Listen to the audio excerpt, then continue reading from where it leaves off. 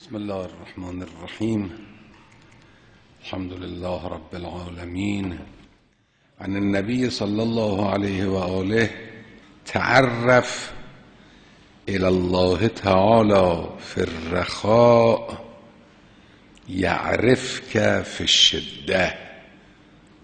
خود را معرفی کن، آشنا کن به خدای متعال در هنگام آسایش، گشایش،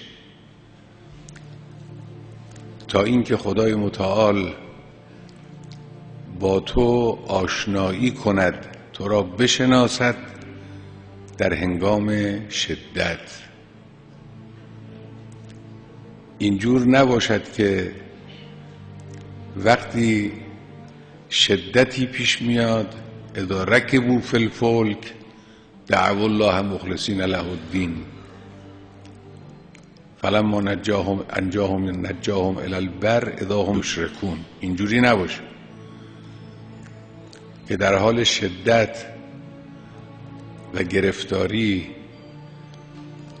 با خدای متعال درد دل کنیم، به خدا پناه ببریم، اما در وقت گشایش و راحتی و سلامت خدا رو فراموش کنیم. اینجوری نباشه. در هنگام گشایش و راحتی با خدا مرتبط باش. تعرف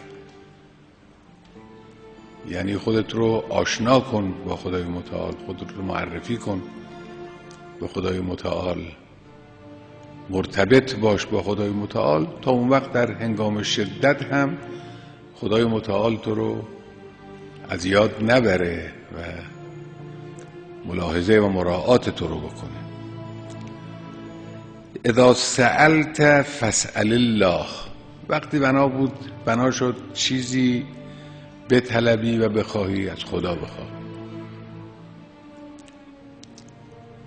از غیر خدا مطالبه نکن مگر به عنوان واسطه، که باز هم انسان از خدا میخواهد. منتها وسائطی در زندگی وجود داره، انسان به این وسائط مراجعه میکنه، مثل واسطه طبیب. به طبیب هم که مراجعه میکنید در واقع باید شفا رو از خدا بخواهید. اذا سألت فاسأل الله و اذا استعنت فاستعن بالله. از خدای متعال کمک بخواه. چرا؟ فقد مضى القلم بما هو کائن. تقدیرات الهی همه سرنوشت من و شما رو مقدر فرموده است. نتیجه این است که فلو جهد الناس ان ينفعوك بامر لم یکتبه الله لك لم یقدروا علیه.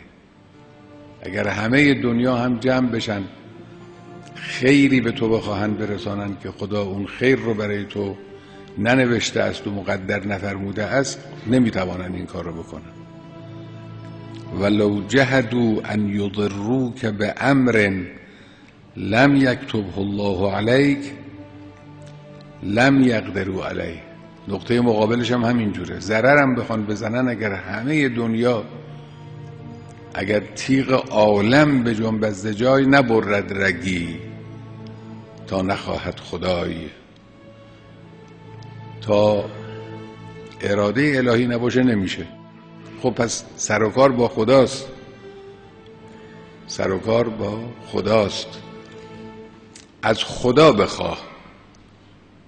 و به ید لا به ید غیرک زیادتی و نقصی و نفعی و ضری.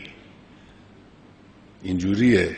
اگر خدای متعال تقدیراتی رو برای من و شما معین کرده، با دعا اینها تغییر پیدا میکنه، قابل تغییره. پس از خدای متعال بخواه تغییر را. پس هدف این باشه که از خدای متعال بخواهیم، از خدای متعال طلب